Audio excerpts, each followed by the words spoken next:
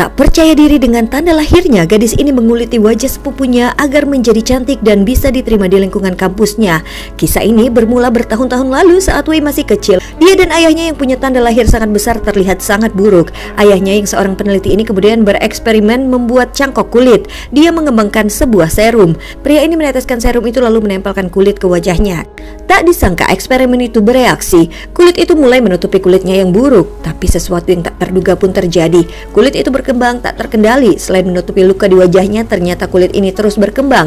Kulit itu mulai menutupi seluruh mulutnya, naik ke hidung, dan akhirnya akan menghalangi jalan nafas pria ini. Meskipun pria ini sudah merobek mulutnya dengan pisau, membuat jalan udara kulit itu kembali menyatu lagi.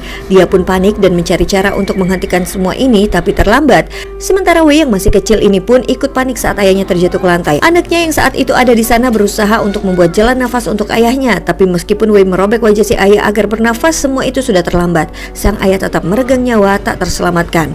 Hingga belasan tahun berlalu, Wei kini sudah menjadi mahasiswa. Dia diterima berkuliah di Selandia Baru dan mendapatkan 100% beasiswa.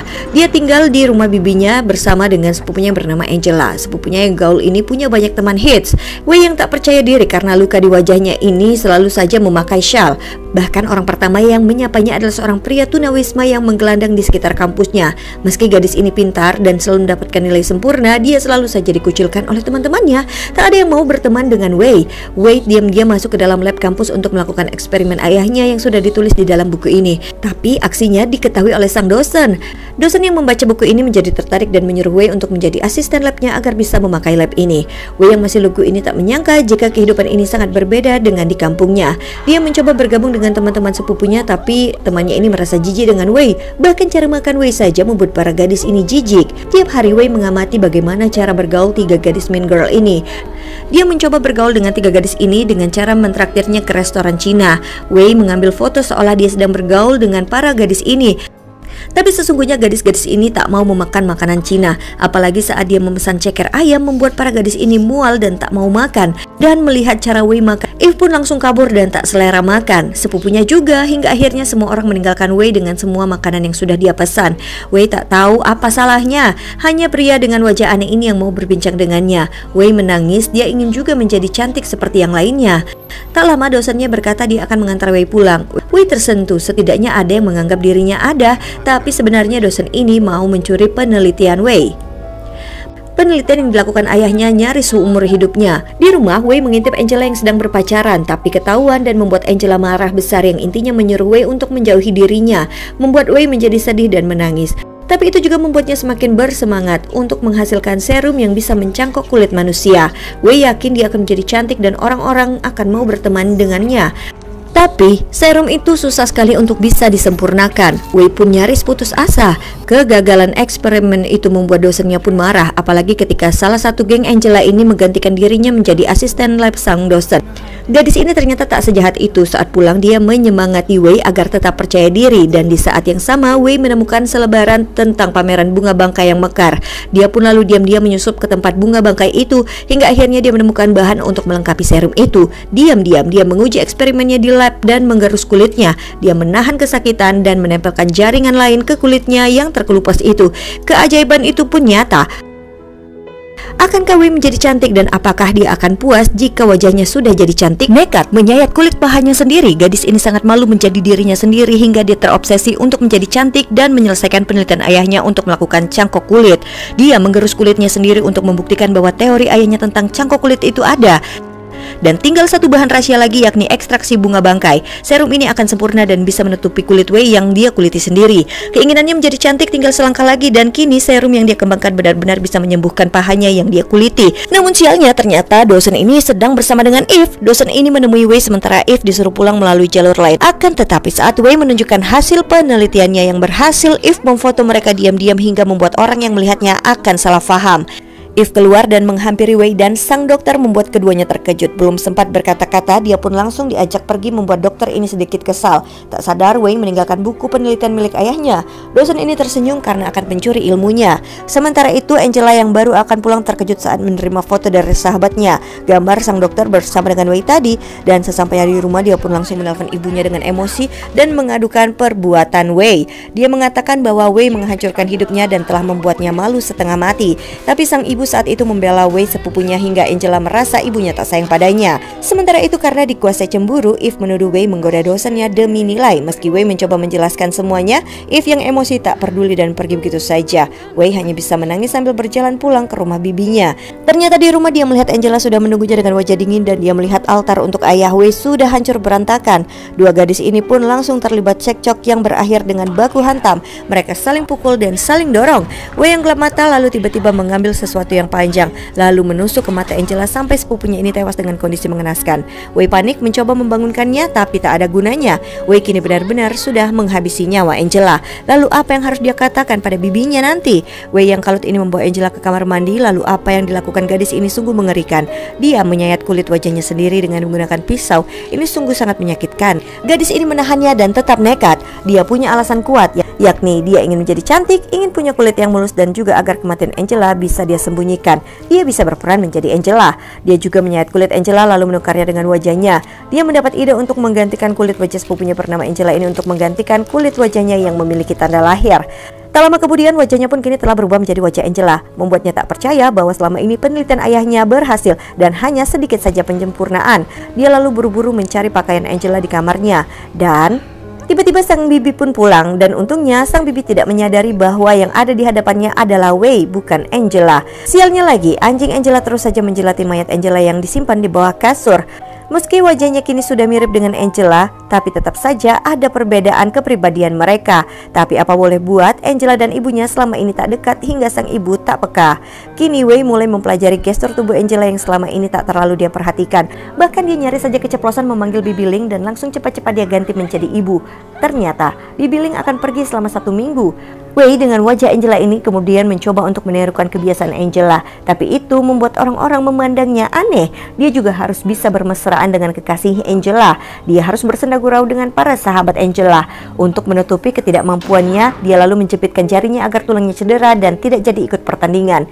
Wei belum bisa menjadi Angela hingga dia pun terlihat canggung di depan temannya. Wei juga tidak bisa menolak saat pacar Angela mengajaknya pergi berkencan. Dia terus menikmati kepura-puraannya menjadi Angela yang sudah terbujur kaku di kamarnya. Tiba-tiba saja kulit wajah wanita ini lepas dan jatuh tepat di atas wajah pacarnya. Wei berpura-pura menjadi Angela setelah dia menghabisi sepupunya ini lalu dia menguliti wajah Angela dan dengan serum penemuannya Wei bisa mencangkokkan wajah Angela ke wajahnya. Kekasih Angela yang terkejut ini pun tak sengaja terjatuh dari tebing dan tewas seketika. Sementara Wei kini hanya bisa memandangi kekasih Angela ini yang sudah tak bergerak lagi. Sungguh dia tak bermaksud membuat pria ini tewas. Lalu dia mengambil lagi kulit wajah itu dan dengan sedikit serum wajah itu kembali dicangkokkan ke wajahnya. Wei baru sadar jika buku ayahnya sudah hilang dan langsung menanyakan hal itu pada dosennya. Tapi sang dosen malah berkata bahwa semua itu adalah hasil penemuannya dan dosen ini akan mengklaim bahwa dialah yang menciptakan serum pencangkok kulit. Kesal pada dosennya, dia pun punya ide. Sungguh Wei sudah hilang akal sehat. Dia langsung mencari Eve yang merupakan kekasih sang dosen. Dia beralasan meminta bantuan Eve agar mengantarkan pulang. Dengan menggunakan wajah Angela, tentu saja Eve dengan senang hati mengantarkan Angela pulang ke rumahnya. Sesampainya di rumah, Eve berkata wajah Angela mengelupas, sepertinya sangat kering. Angela berkata nanti dia akan memakai pelembab. Wei yang kini berwujud Angela terus saja mendekati Eve, menemani Eve membeli baju sambil memperhatikan gestur, cara bicara, dan kebiasaan wanita ini. Malamnya Eve masuk ke rumah Angela. Hal ini disaksikan oleh tetangganya. Saat di rumah, Eve mengeluhkan ada bau busuk di rumah Angela. Angela berkata bahwa bau busuk itu berasal dari kamar Wei. Angela kemudian mengajak Eve untuk naik ke kamarnya, tapi Eve tiba-tiba merasa tak enak perasaan dan berniat untuk pamit. Tapi Wei berkata, sebentar saja, ayolah ikut dia ke atas. Ada sesuatu yang luar biasa yang ingin dia tunjukkan. Meski berat hati, dia pun akhirnya mengikuti sahabatnya ini dan betapa terkejutnya Eve saat melihat Angela berubah seram dan mulai menghunuskan pisau untuk menghabisi dirinya. Wanita pirang ini lalu mencoba meminta bantuan ke kamar Wei, tapi terang saja tak ada jawaban. Eve berlari secepatnya ke pintu dan berusaha membuka pintu, tapi Wei mematikan lampu dan membuat suasana menjadi sangat gelap. Tak ada jalan lain, dia pun keluar dari pintu belakang yang masih direnovasi ini. Tapi sayangnya pagarnya terkunci, sulit bagi Eve untuk memanjatnya. Dia lalu mencari tempat bersembunyi. Saking paniknya dia berharap bisa mengecoh Wei yang berwajah Angela ini. Dia pun menyelam ke dalam kolam ikan. Dia menahan nafasnya berharap Wei mencarinya ke tempat lain. Tapi sayangnya karena menahan nafas untuk beberapa waktu, Wei menyadari ada gelembung udara dari dalam kolam.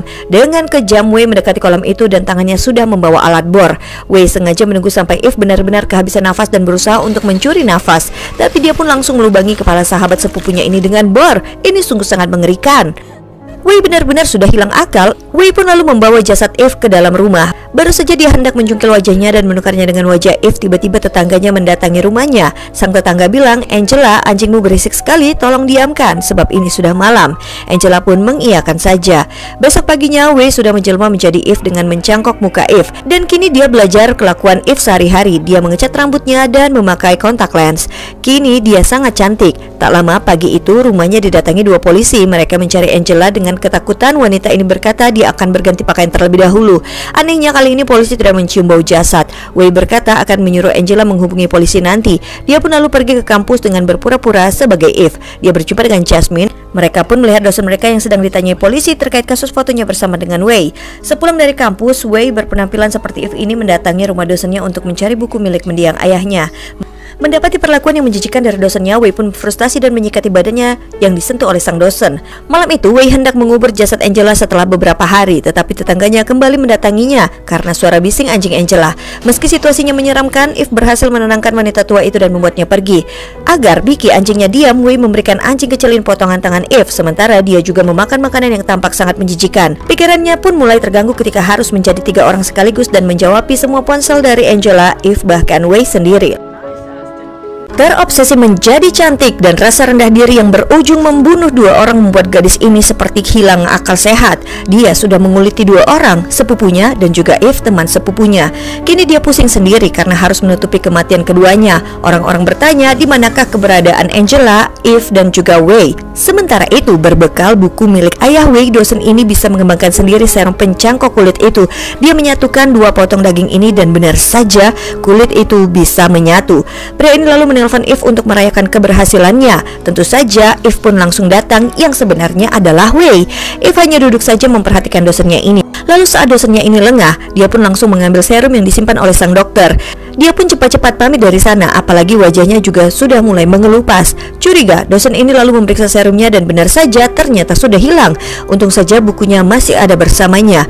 Wei lalu menggosok kulitnya untuk melepaskan wajah Eve. Dengan wajah yang memerah, Wei frustasi dan berdoa seandainya ayahnya bisa membantu dalam kegundahannya saat ini. Tak lama kemudian teman yang satu lagi yang bernama Jasmine datang. Dia heran melihat Wei dengan wajah yang memerah memakai baju milik Eve.